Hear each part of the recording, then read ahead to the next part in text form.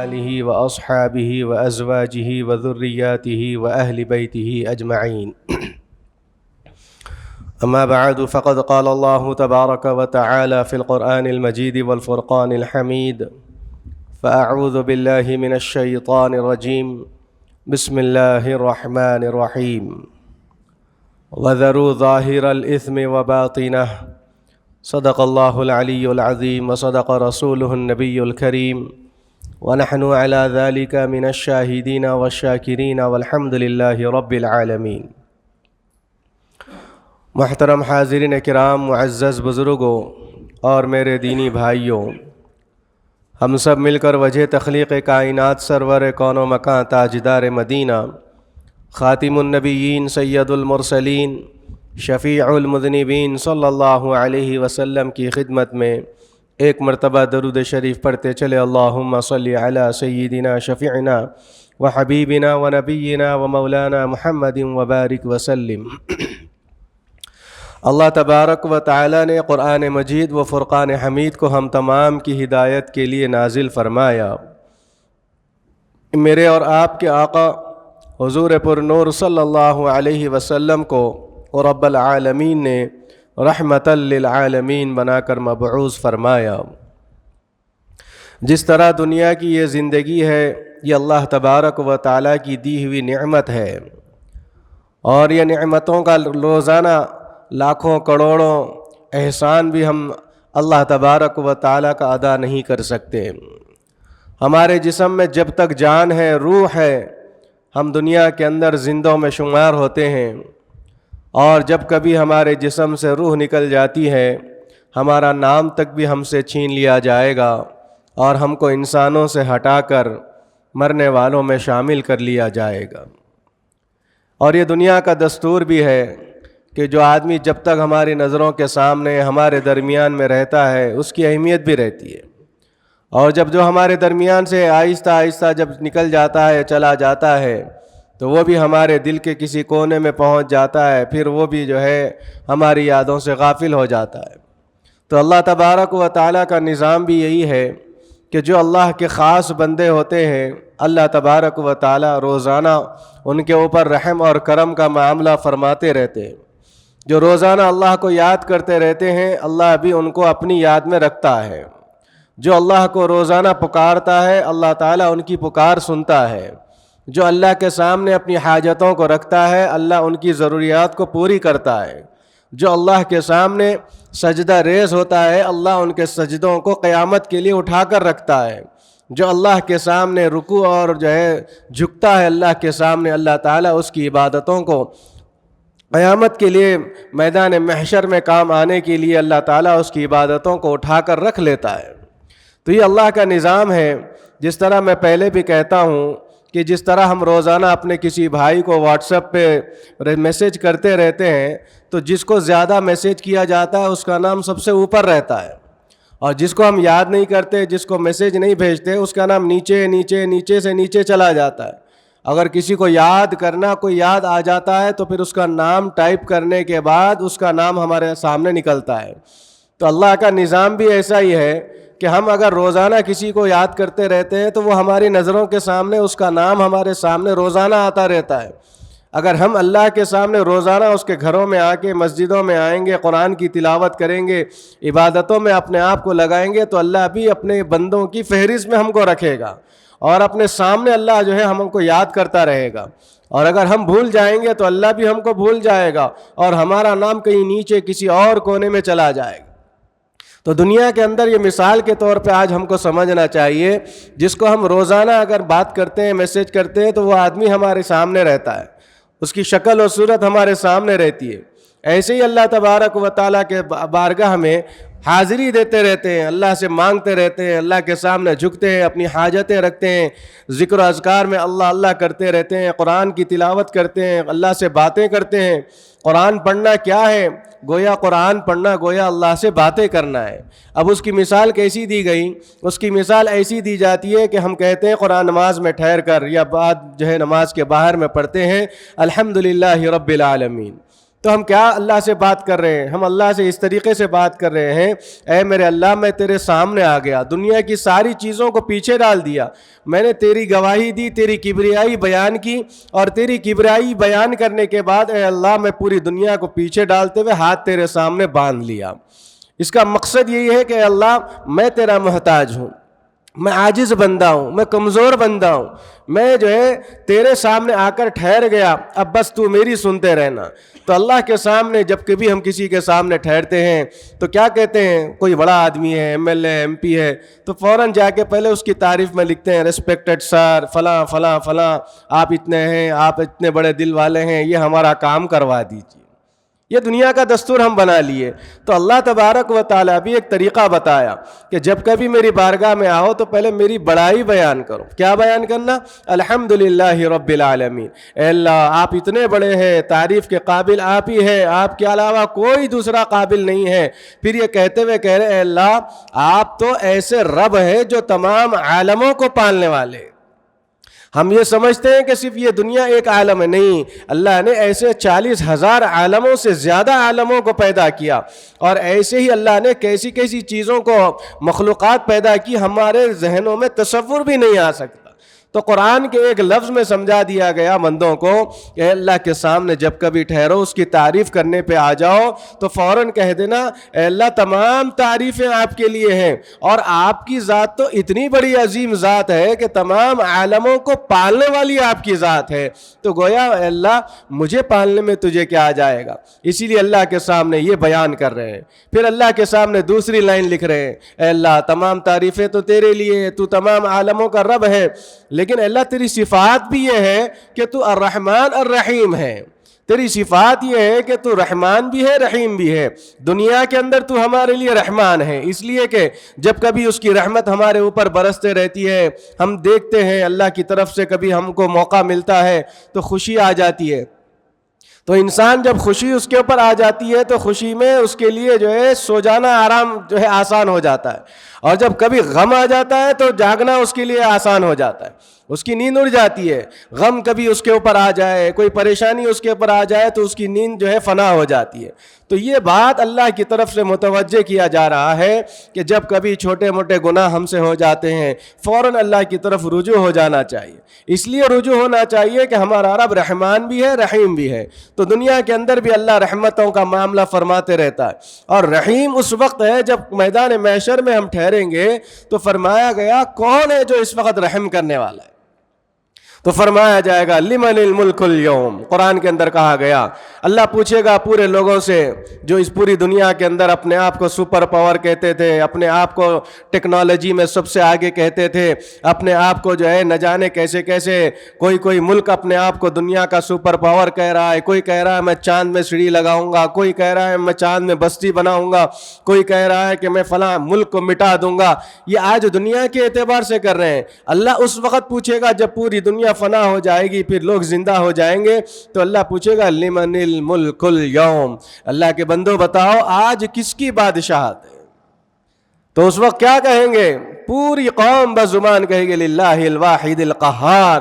آج کے دن تو ایسے رب کی بادشاہت ہے، اگر گناہ گار ہوں گے اس کے اوپر قہاریت آ جائے گی، لیکن جو نیکوکار ہوں گے اللہ تعالیٰ ان کے اوپر رحم کا معاملہ فرمائے۔ تو اسی لیے اللہ کے سامنے ٹھہر کے ہم جو ہے روزانہ نماز پڑھتے ہیں، لیکن ہماری نمازوں میں وہ مزہ نظر نہیں آ رہا ہے، ہماری نمازوں میں وہ تصور اور جو ہے وہ چاشنی نظر نہیں آتی، ہماری نمازوں میں وہ خشوع اور خضوع ہمارے سامنے نظر نہیں آتا۔ تو فرمایا کہ اس کے تھوڑے سے معنی پہ، مفہوم پہ توجہ کر لو۔ اللہ کے سامنے اس کی صفات بیان کر رہے ہیں الرحمن الرحیم، اے اللہ تو بڑا رحمان ہے، بڑا رحیم ہے۔ پھر اس کے بعد بات ختم نہیں ہوئی، اللہ کو منانا پڑے گا۔ پھر اللہ کے سامنے ہم عاجزانہ طور پر کہتے ہیں اللہ مالک یوم الدین، اے اللہ تو ایسا بڑا رب ہے، ایسا بڑا رب ہے، تو دنیا کے اندر بھی بادشاہ ہے اور روز جزا کا مالک بھی تو ہے، تو تمام عالموں کا بادشاہ ہے، روز جزا کے بعد بھی تو ہی مالک ہے، اس سے پہلے بھی تو ہی مالک ہے۔ تو یہ تصورات ہماری نمازوں میں، ہماری عبادتوں میں آنا چاہیے۔ ہم جو ہے صرف آ رہے امام صاحب پڑھ لیے بس ٹھہر گئے، ولضالین آمین کوئی کہہ دیے کوئی نہیں کہے، کوئی اپنے اپنے کاموں میں مصروف ہے، کوئی اپنی اپنی مصیبتوں کو ڈھونڈ رہا ہے، تلاش کر رہا ہے، کوئی یاد کر رہا ہے کہ کوئی کئی ذہن جو ہے کہیں بازاروں میں لگا ہوا ہے، کہیں بزنس میں لگا ہوا ہے، کہیں تعلیمی اداروں میں لگا ہوا ہے، کہیں جاب کے اندر لگا ہوا ہے. تو یہ ہماری نمازیں آج ہم کو فائدہ کیوں نہیں پہنچا رہی؟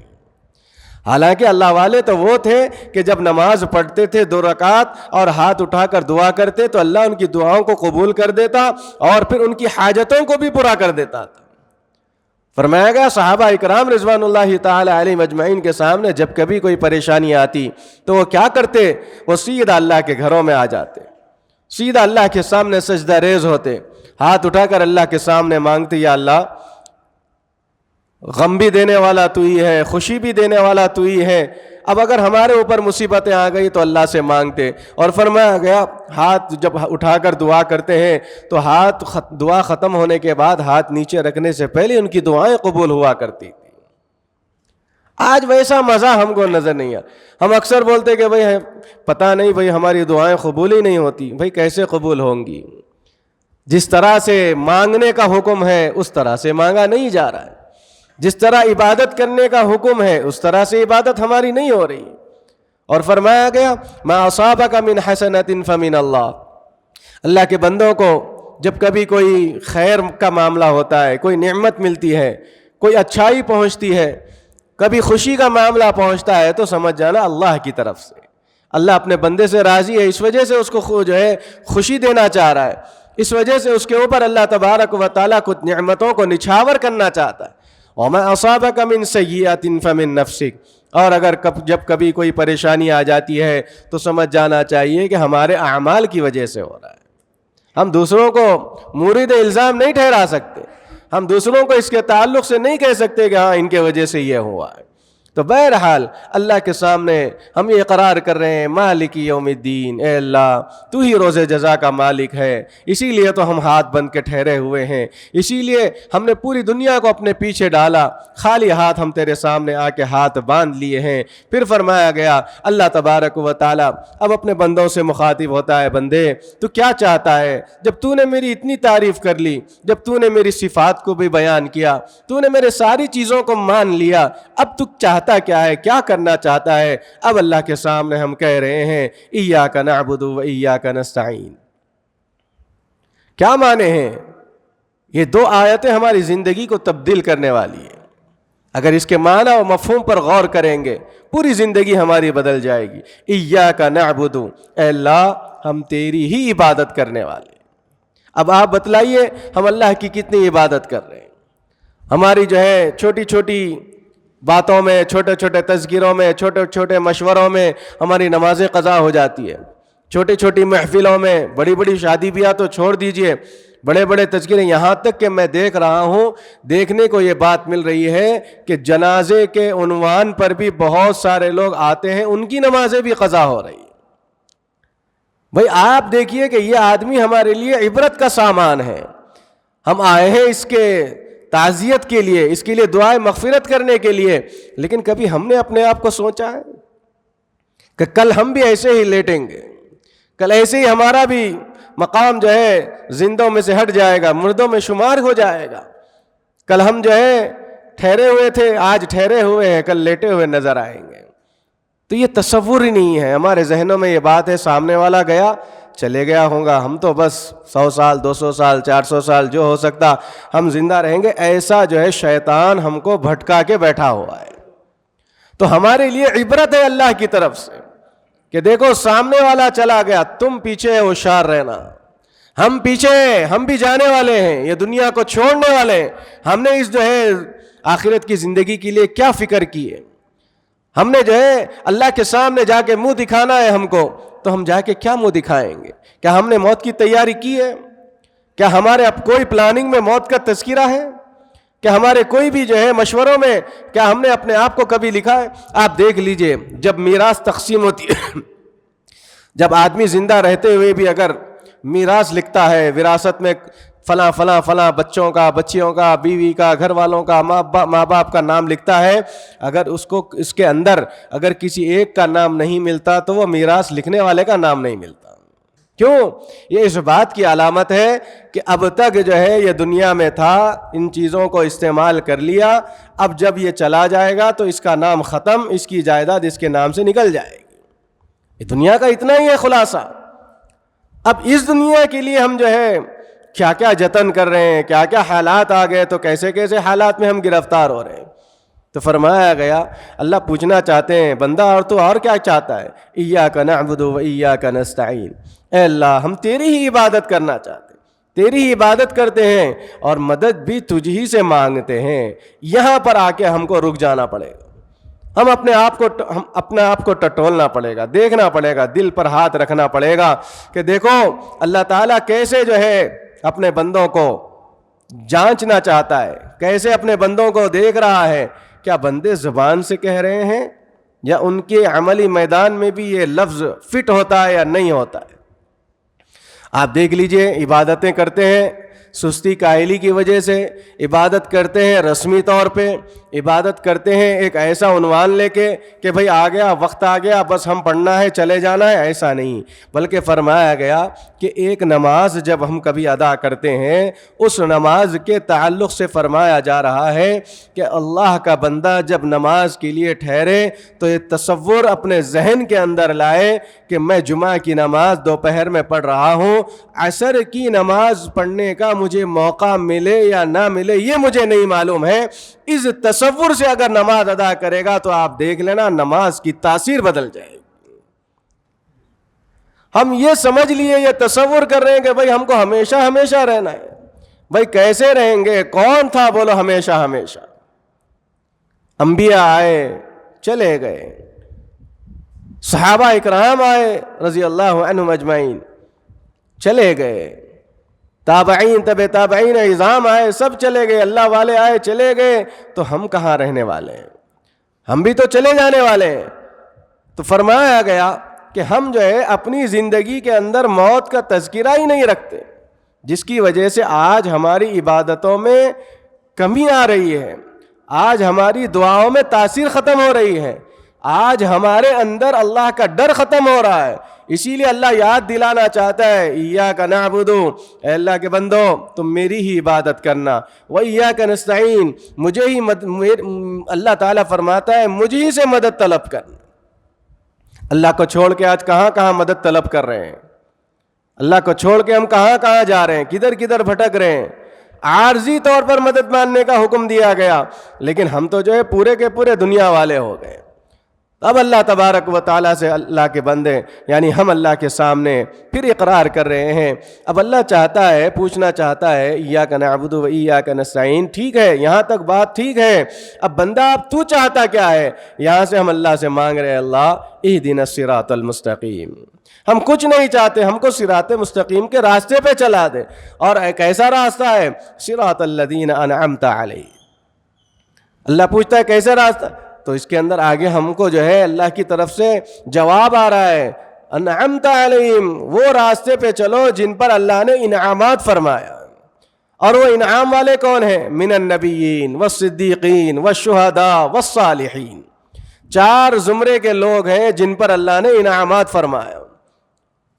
پہلا زمرہ ہے نبیوں کا، اللہ نے کیسی کیسی رحمتیں، برکتیں، معجزات اپنے انبیاء علیہم الصلاۃ کے اوپر نازل فرمایا، تو اسی لیے کہا جا رہا ہے ہم کو ان کے راستوں پہ چلا جن پر تیرا انعام ہے، ان نبیوں کے راستے پہ چلا جن پر تیرا انعام اترا ہے۔ پھر فرمایا گیا والصدیقین، وہ اللہ کے بندے جو ہمیشہ سچ بات کہتے ہیں، وہ اللہ کے بندے جو ہمیشہ اللہ کے سامنے حق بیان کرتے ہیں، وہ اللہ کے بندے جو ہمیشہ اپنے رب کی بڑائی بیان کرتے ہیں، وہ اللہ کے بندے جو ہمیشہ اللہ کے سامنے آ کے سجدہ کرتے ہیں، اللہ کے علاوہ کسی اور کو الہ نہیں بناتے، ان کے تعلق سے فرمایا جائے من النبیین والصدیقین والشہداء۔ پھر ہم کہتے ہیں اللہ ان شہداء کے راستے پہ چلانا جنہوں نے اپنی جانوں کا نذرانہ تیرے راستے میں دیا ہے۔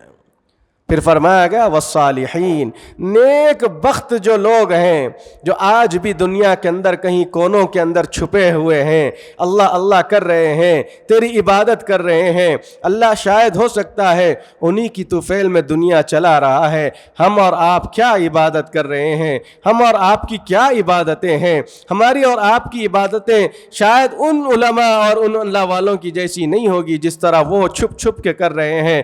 فرمایا گیا ان 4 لوگوں کے زمروں میں شامل ہونے کے لیے اللہ سے ہم مانگ رہے ہیں۔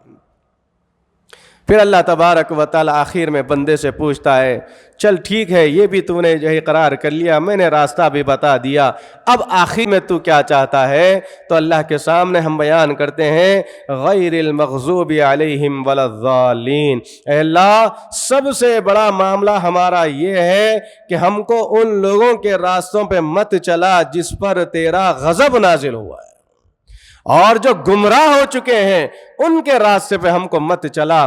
تو اب بات ہم کو سمجھ میں یہ آ گئی کہ ہم سورہ فاتحہ نہیں پڑھ رہے ہیں، بلکہ یہ تو اللہ سے ہم کلام ہو رہے ہیں، اللہ کے سامنے راز و نیاز ہو رہا ہے، اللہ کے سامنے مانگ رہے ہیں، سوال کر رہے ہیں، جواب مل رہا ہے۔ تو نماز کا عالم تو ابھی اور ہے، یہ تو صرف سورہ فاتحہ کا معاملہ ہے۔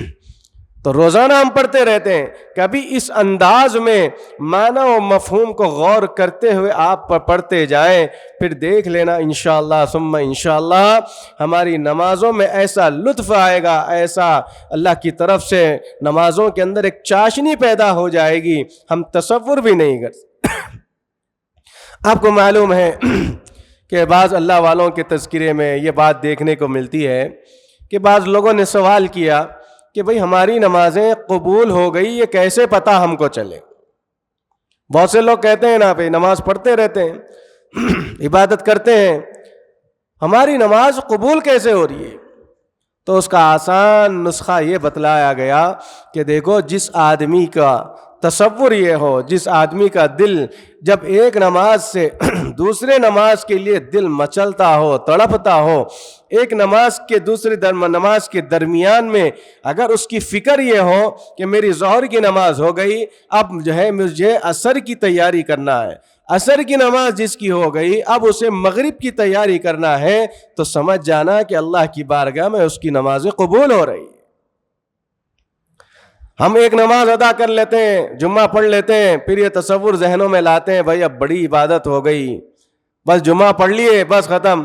جس طرح پہلے لوگ جو ہے بڑے لوگوں سے ہم سنتے تھے کہ کیا بھائی تو نمازیں پڑھتا ہے، تو وہ کہتا ہاں جمعہ پڑھ رہا ہوں نا، جمعہ پڑھ رہا ہوں نا۔ ایسا معاملہ نہیں ہونا چاہیے، 5 وقتہ نمازی ہم کو بننا ہے، اللہ کے سامنے ٹھہرنا ہے، یا اگر صحیح ٹھہر کے نمازیں ادا کریں گے کل وہاں لیٹنے کے بعد اللہ ہمارا خیال فرمائے گا، کل قبروں میں جانے کے بعد اللہ ہمارا خیال فرمائے گا، کل قبروں میں جانے کے بعد اللہ تعالی ہم کو جنت کی بشارتیں عطا فرمائے گا۔ آج دنیا کے اندر آپ دیکھ لیجئے کہ جس طرح سے فرمایا گیا وَذَرُوا ظَاهِرَ الْإِثْمِ وَبَاطِنَ، ہمارا معاملہ تھوڑا سا 2 چہروں والا ہو گیا۔ دنیا کے اندر آتے ہیں، لوگوں کے سامنے آتے ہیں تو تھوڑا سا پارسا بنتے ہوئے، تھوڑا سا لوگوں کے سامنے یہ تصور کرانا کرتے ہیں کہ اللہ تبارک و تعالی ہمارے سامنے یہ کہہ رہا ہے، ہم یہ دکھانا چاہتے ہیں لوگوں کو بڑے پارسا ہے، بڑے شریف ہے، لیکن جب اس کا دوسرا رخ دیکھا جائے گا تو بعض لوگ کہتے ہیں بھائی دیکھنے میں تو ایسا دکھ رہا، آپ دوسرے حالتوں میں دیکھیے یہ کیسا دکھتا ہے۔ ایسی زندگی ہم کو نہیں گزارنا ہے، ہمارے ظاہر بھی ہمارا پاک ہو، ہمارا باطن بھی ہمارا پاک ہو۔ بعض لوگ کیا ہے کہ ظاہری طور پہ گناہ تو نہیں کرتے، چھپے طور پہ گناہ کرتے ہیں، تو اللہ تعالیٰ ان کے تعلق سے بھی ان آیتوں کے اندر تذکرہ کیا۔ وَذَرُوا کے معنی یہ ہے کہ چھوڑ دو، تم ظاہری زندگی کو بھی پاک کر لو اور اپنی جو ہے باطنی زندگی کو بھی پاک کر لو۔ آج ہمارا معاملہ ایسا ہو گیا، لوگوں کے سامنے پارسا نظر آتے ہیں، اسی لیے فرمایا گیا کہ دنیا کے اندر اس کے گھر والے اس کی اصلیت جانتے ہیں، پھر اس کے بعد اس کا دوست اس کی اصلیت جانتا ہے، پھر اور اس کی اصلیت جاننا ہے تو اس کی بیوی سے اگر پوچھ لیں گے تو وہ سارا کا سارا خلاصہ کر دے گا۔ تو فرمایا گیا آج معاشرے کے اندر لوگ یہ کہہ رہے ہیں کہ بھئی یہ تو بڑا پارسا نظر آتا ہے، لیکن میرے محترم بزرگوں دوستوں اس کے اندر کی زندگی کیسی ہے؟ کیا یہ اندر بھی باطنی طور پہ کیا وہ اپنے گھر کے اندر یا پھر اپنے آپ میں آج جو ہے ہم دیکھنے کو ملتے ہیں مسجدوں میں آتے ہیں تو بہت سارے لوگ نمازی نمازی نمازی نظر آتے ہیں، لیکن جب اس کے معاملات دیکھیں تو بالکل الٹا. اس کو جو ہے جب کبھی بات کرتا ہے زبان سے جھوٹ نکل رہا ہے، تو کیا ایسی جو ہے عبادتیں کرنے سے فائدہ ہوگا؟ جب کبھی وہ کسی سے معاملے داری کر رہا ہے دھوکہ دے رہا ہے، اور اگر وہ تاجر ہے تو ماپ تول میں جو ہے ناپ تول میں کمی بیشی کرتا ہے، تو کیا فائدہ؟ کتنی عبادتیں لے کے جائے گا، کتنے سجدے کام آئیں گے، کتنی دعائیں کام آئے گی اگر معاملات ہمارے خراب ہوں؟ تو فرمایا گیا معاملے داری میں ہمیشہ دیانت داری سے کام لینا چاہیے. اور فرمایا گیا اس شخص کے لیے کامیابی ہے جو دنیا میں رہتے ہوئے دوسروں کے ساتھ اچھے معاملے کرتا ہو، اچھے معاملے داری کرتا ہو. آپس میں جو ڈیل ہوتی ہے وہ خوشگوار ڈیل ہونا چاہیے. جو معاملات ہمارے سامنے ہوتے ہیں کہ بعض آدمی رشتہ داروں سے بالکل کڑا ہوا نظر آتا ہے کہ رشتہ دار آ گئے بس وہ اپنا اسٹیٹس، وہ اپنا جو ہے بڑاپن، وہ اپنی جو ہے مال و دولت کی رواب کی وجہ سے کسی سے ملتا ہی نہیں ہے. بھئی کیا فائدہ؟ کیسے کیسے لوگوں کو ہم نے دیکھا کہ بڑے بڑے محل، بڑے بڑے فارم ہاؤسز بنا لیے تھے. آج جو ہے ایک حکومت کا ایک جو ہے قانون بنا جس کے اوپر بڑے بڑے لوگوں کی بلڈنگوں کو تباہ تاراج کر دیا گیا، گرا دیا گیا، ختم کر دیا گیا. آنن فانن میں گھر بنانے کے لیے 1 سال 1.5 سال لگتا ہے، گرانے کے لیے 2 گھنٹے کافی ہے. تو فرمایا گیا بہت سے لوگ ایسے ہیں کہ جو اپنے اسٹیٹس کی وجہ سے رشتہ داروں کو نظر انداز کر دیتے ہیں. میں تو رشتہ دار کہہ رہا ہوں، معاملہ اس وقت یہ ہو گیا اسٹیٹس آنے کے بعد اپنے خاص سگے خونی بھائی کو نظر انداز کر دیا جا رہا ہے، اپنے بہنوں کو نظر انداز کر دیا جا رہا ہے. کیا کریں گے؟ یہ مال لے کے کہاں جائیں گے؟ کیا جو ہے فرعون وہ مال لے کے گیا تھا؟ کیا قارون اپنا مال لے کے گیا تھا؟ کوئی نہیں گیا تھا. اس دنیا میں خالی ہاتھ آئے تھے، خالی ہاتھ ہی ہم کو جانا ہے. تو پھر جو ہے کس بات کا رعب ہے، کس بات کا تکبر ہے؟ ہمارے سامنے جنازہ رکھا ہوا ہے. اب آپ دیکھ لیجئے وہ آدمی جو اپنی زندگی کے اندر بڑے بڑے برانڈز پہنا کرتا تھا، تو کبھی آپ نے دیکھا کہ کفن کا بھی کوئی برانڈ ہوتا ہے؟ نہیں ہوتا. بس ایک اس کا کلر ہے، اس کو کلر بھی کوئی بدل نہیں سکتا. کفن کا کلر ہے سفید، ہر آدمی کو اسی میں لپٹا جائے گا. اس کو نہ کوئی جیب ہوتا ہے، اس کو نہ کوئی سیون ہوتا ہے، کچھ نہیں. بس ایک کپڑا لائے، اوپر سے جو ہے کرتے کے طور پہ پہنائے، نیچے تہبند کے طور پہ پہنا دیے. بس زندگی کا یہی خلاصہ ہے. ہم کہتے ہیں یہ میرا مال، یہ میرا مال، یہ میرا مال. یہ ہمارا مال نہیں ہے، یہ کسی اور کی طرف منتقل ہو جائے گا. انتقال ہو گیا. یہ لفظ کیسے عام ہوا؟ انتقال کے معنی یہ ہے کہ آدمی اس دنیاوی زندگی سے برزخی زندگی میں منتقل ہو گیا، اسی لیے اس کا یہاں سے انتقال ہو گیا. اصل میں تو اس کو مرحوم کہا جاتا ہے، اصل میں اس کو جو ہے جنازہ کہا جاتا ہے، اس کو میت کہا جاتا ہے. کیوں؟ اس لیے کہ اب اس کا وجود دنیا سے ختم ہو گیا. تو میرے محترم بزرگو دوست، جب کبھی جنازے آتے ہیں، قبرستانوں کا معاملہ آتا ہے، ہم نے ایسا بھی معاملہ دیکھا کہ وہاں میت کی تدفین ہوتی رہتی ہے، اور ادھر قبروں پہ بیٹھ کر بعض لوگ سگریٹ بھی پیتے ہیں، گٹکا بھی کھاتے ہیں، دنیاوی معاملات اور دنیاوی جو ہے بزنس کی باتیں بھی ہو رہی ہیں. اللہ کی پناہ میں آ جائیں.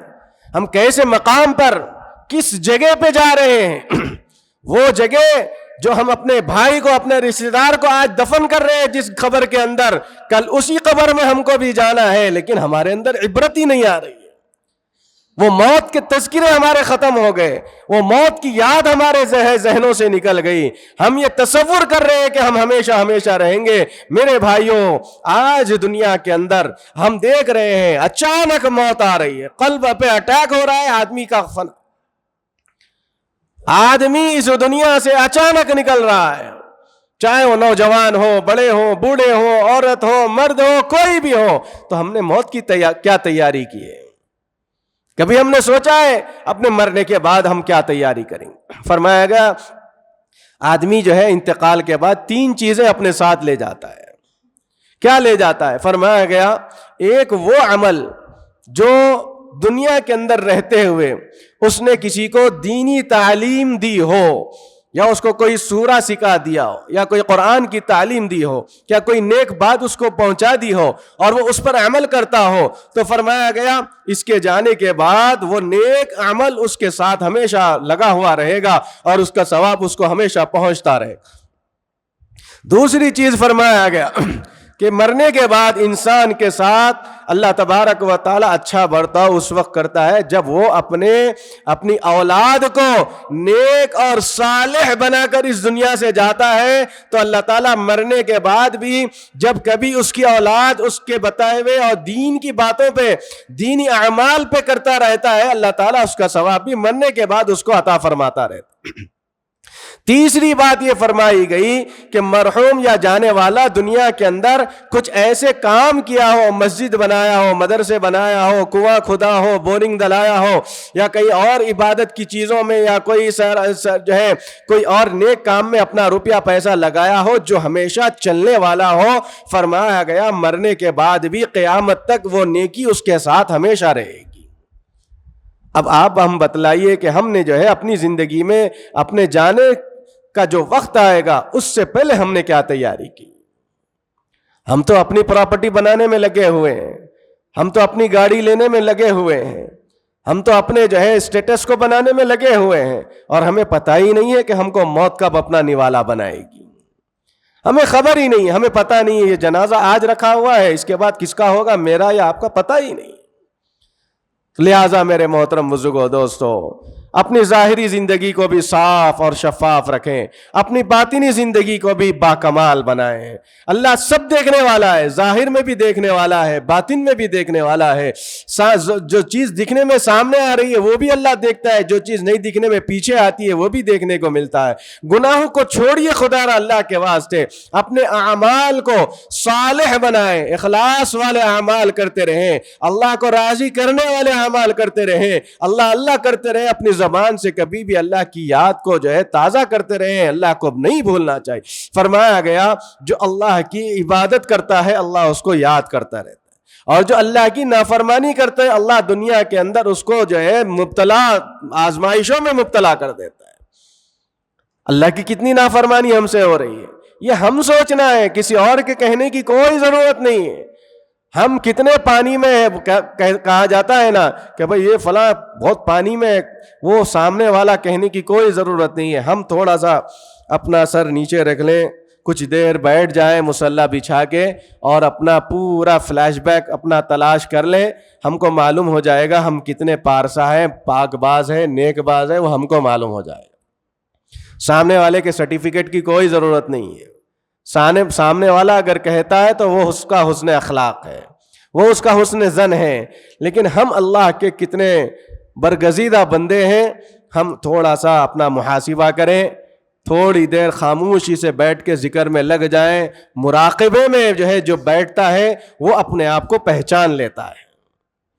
آج وہ وقت ہی نہیں ہے، لوگوں سے کہتے ہیں بھائی تھوڑا آپ دعا کرائیے، بھائی آپ کریے، بھئی آپ ہاتھ اٹھا کے تو دیکھ لیجئے۔ وہ بندہ جو دوسروں سے دعائیں کرواتا ہے اس کے پاس آج دعا کرنے کے لیے وقت نہیں ہے، تو اس سے بڑا بدبخت کون ہے؟ اللہ فرماتا ہے اجیب دعوت الداعی اذا دعان، کہ بندہ چاہتا ہے جب میرے قریب ہونا چاہتا ہے یا مجھے اپنا قریب کرنا چاہتا ہے تو اس کو چاہیے کہ وہ پکار کے تو دیکھ لے۔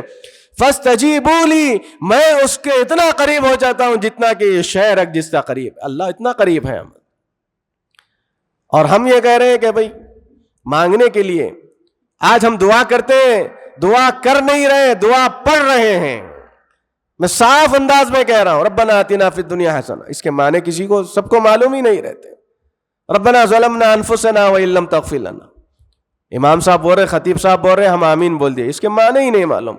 اس کے معنی کیا ہے؟ ربنا ظلمنا انفسنا، اے ہمارے رب ہم نے اپنی نفسوں پہ، اپنی جان پہ بہت ظلم کیا۔ کس کے ذریعے سے؟ گناہوں کی وجہ سے۔ وَإِن لَمْ تَغْفِرْ لَنَا وَتَرْحَمْنَا، اے اللہ تو اگر معاف نہیں کرے گا، تو نہیں بخشے گا، تو رحم نہیں فرمائے گا، لَنَكُونَنَّ مِنَ الْخَاسِرِينَ، اے اللہ ہم خسارہ اٹھانے والوں میں ہو جائیں گے۔ اس کے یہ معنی ہیں۔ اگر آپ کو عربی میں نہیں آتی، اردو میں دعا کریے، اللہ سے مانگیے خدا را۔ دعا مومن کا ہتھیار ہے۔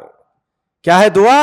مومن کے لیے ہتھیار ہے۔ اللہ تعالیٰ کہتا ہے کہ میرا بندہ تو مانگ کے تو دیکھ میں تیری دعائیں کیسے قبول کروں گا۔ تو لہٰذا میرے محترم بزرگوں دوستو، یہ سب سے بڑا جمعہ کا یہی پیغام آپ حضرات کے سامنے رکھتے ہوئے اپنی بات کو ختم کروں گا کہ اللہ اللہ کرنے والے بن جاؤ تو اللہ بھی اپنی محفلوں میں ہمارا تذکرہ کرے گا، اور جب کبھی اللہ کے سامنے عبادتوں کے لیے ٹھہریں گے تو اللہ کا قرب حاصل کرنے کے لیے، اللہ کی رضا حاصل کرنے کے لیے ٹھہریے، پھر دیکھ لینا ہماری عبادتیں بھی کامیاب ہو جائے گی اور ہمارا بیڑا بھی پار ہو جائے گا۔ اللہ تبارک و تعالیٰ سے میری دعا ہے رب العالمین ہم تمام کو، ساری امت مسلمہ کو صراط مستقیم پر چلنے کی توفیق نصیب فرمائے۔ اللہ تبارک و تعالی ہمارے ساری حاجتوں کو پورا فرمائے۔ اللہ تعالی ہم سب کے گناہوں کو معاف فرمائے، ہم سب کی مغفرت کے فیصلے فرمائے۔ مرنے سے پہلے ہماری زبان پر لا الہ الا اللہ محمد رسول اللہ جاری و ساری فرمائے۔ وصلی اللہ تعالی علی النبی الکریم والحمد للہ رب العالمین۔